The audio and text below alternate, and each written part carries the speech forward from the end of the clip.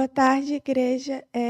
Eu sou Ana Luísa, eu sou membro daqui da Primeira Igreja Batista de Vitória da Conquista e no momento eu estou estudando no Instituto Bíblico Peniel. Lá a gente aprende a se aprofundar mais nas Escrituras e nós temos um contato maior com a Palavra de Deus. Esse semestre foi um semestre muito edificante para mim, onde eu tive a oportunidade de participar de alguns projetos especiais que tem lá em Peniel, como a apresentação da peça O Clamor de Batum. A gente viaja em alguns finais de semana e tem a oportunidade de conhecer novas igrejas, apresentando essa peça, onde mostra a realidade das tribos transculturais que não têm contato com o evangelho. Esse semestre eu também pude começar um evangelismo com os surdos da cidade. Eu também estou aprendendo Libras, eu não sei, mas eu estou aprendendo, e lá a gente está tendo contato com essas pessoas. A gente teve matérias muito edificantes e, dentre elas, a gente estudou alguns temas específicos, como o que eu vou trazer hoje para vocês. O pastor Vitor me convidou e eu fiquei pensando em que eu falaria. E tem um tema que tem falado muito ao meu coração, que é as bem-aventuranças de Cristo. O Sermão do Monte ele está dividido em 3 capítulos, os 5, 6 e 7 de Mateus. E ele é o discurso mais longo que nós temos de Cristo. Ele é um guia para como devemos viver e nos relacionar.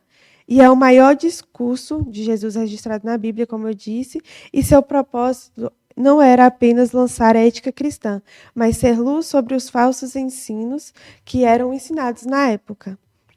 Mas hoje, especificamente, eu queria falar sobre sermos sal e luz do mundo. Uma frase que eu queria que ficasse com os irmãos enquanto eu estou dando esse estudo é: nós não podemos sair do mundo, mas também não podemos ficar nele sem sermos visíveis para a humanidade.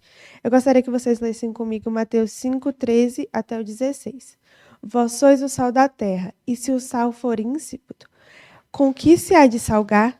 Para nada mais presta, senão para se lançar fora e ser pisado pelos homens. Vós sois a luz do mundo. Não se pode esconder uma cidade edificada sobre um monte. Nem se acende a candeia e se coloca debaixo do alqueire, mas no velador, e dá luz a todos que estão na casa. Assim resplandeça a vossa luz diante dos homens, para que vejam as boas obras e glorifiquem a vosso Pai, que estás nos céus. Então, aqui, primeiramente, eu queria destacar que nós vemos que não é um chamado, mas sim uma realidade. Nós somos o sal da terra. O Senhor não está nos chamando a ser sal da terra, nós já somos sal da terra. Então, eu queria que a gente pudesse destacar as funções do sal. Naquela época, as funções principais do sal era conservar os alimentos e dar sabor ao alimento também. Hoje em dia nós temos outras formas de conservar o alimento, mas naquela época ele era bastante usado para isso. Então, nós também somos usados para conservar a sociedade. Sem o sal, a sociedade que já é corrompida apodrecerá ainda mais. E nós somos chamados também a dar sabor ao alimento, dar sabor à sociedade. Nós somos uma fonte de ânimo para essa sociedade. Se nós perdemos a nossa função, se o sal perde a sua função, nós não somos usados para mais nada. Então, nós temos que realmente sermos discípulos de Deus e mostrar a vontade de Deus para essa sociedade. O sal parece algo insignificante, mas nós vimos que ele tem bastante importância, porque se nós não conservarmos o alimento, ele apodrecerá, como eu disse. Então, às vezes, nós nos sentimos pequenos em meio às dificuldades, mas nós temos que nos lembrar que nós temos uma grande importância para o reino de Deus. Outro ponto que eu queria destacar é sobre sermos sal, luz do mundo, que fala sobre a cidade que está edificada sobre o monte. As cidades altas, elas tinham bastante importância naquela época, pois elas eram usadas também para iluminar as cidades que estavam ao redor e dar direção para essas cidades. Então, sem elas, outras cidades também não teriam função nenhuma, não seriam usadas para nada. E a candeia foi a ilustração que ele quis dizer aqui, que em tempos de trevas, ninguém compra uma lâmpada e esconde debaixo do sofá. Ninguém acende uma candeia para não ser usada para nada. Então, seria tolice esconder a luz. Então, a luz de Cristo também deve refletir na vida dos seus seguidores, para aqueles que estão nas trevas. Quando nós não refletimos a luz de Cristo, algo está errado. Isso significa que nós não estamos seguindo a Ele verdadeiramente, pois quem segue a Cristo carrega consigo a luz de Cristo, que é impossível ser escondida. Nós vivemos em um mundo de trevas, onde a nossa presença em lugares contrários nos faz querer esconder a luz de Cristo, por medo, muitas vezes por medo das perseguições. Mas nós devemos nos lembrar que as trevas só são reveladas através da luz. Então, quando alguém que caminha nas trevas se depara com alguém que está em luz, percebe que existe outra maneira de se viver. Nosso alvo aqui na Terra é que todos os que passam por nossa vida possam glorificar o nome de Cristo pelas boas obras de Deus. Quando compreendemos o significado de sermos luz do mundo, nós reconhecemos o quão grandioso e como somos privilegiados por sermos discípulos de Jesus. Percebemos que isso mostra como devemos nos relacionar com os outros.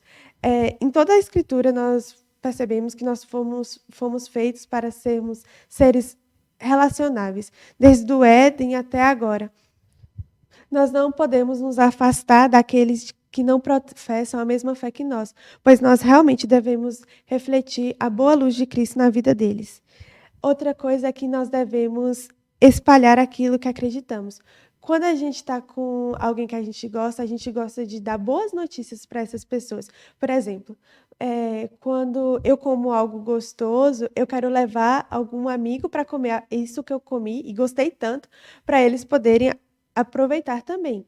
Quando a gente sabe que tem uma loja na promoção ou tem um mercado, a gente gosta de dar essa notícia para todo mundo. Assim também é com Cristo. Por que nós não falamos de Deus para as pessoas? Por que nós não damos essa boa notícia para Ele? Quando a gente não fala disso, a gente tem que rever se nosso coração realmente está diante de Cristo. Pois quando o nosso coração está diante dele, nós temos desejo de falar sobre Ele. Conforme nós caminhamos com Cristo e nos moldamos a palavra, cada vez mais nós somos luz. Se nós temos tanta dificuldade em ser sal da terra e luz do mundo, nós devemos nos perguntar se realmente somos discípulos que caminham ao lado de Cristo. E eu queria trazer aquela frase que eu disse no começo de novo, porque ela é algo que fica muito no meu coração. Nós não podemos sair do mundo, mas também não podemos ficar nele sem sermos visíveis para a humanidade. Espero que essa palavra possa ficar com os irmãos e possa ser bênção para vocês.